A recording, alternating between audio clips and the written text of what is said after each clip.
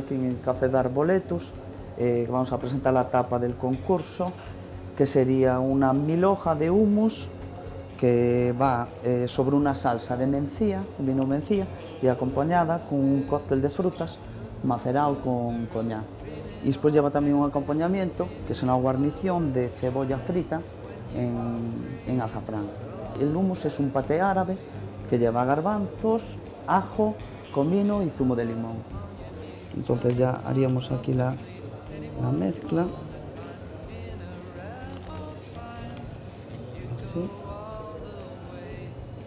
Y ya emplataríamos. Así.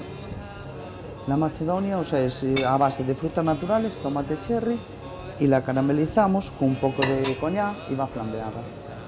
Y después la acompañamos con un crujiente que es de cebolla pasado por azafrán y enharinado. Y después la salsa mencía, que bueno, que esto es un vino mencía también con azúcar, una reducción de aproximadamente 20 minutos.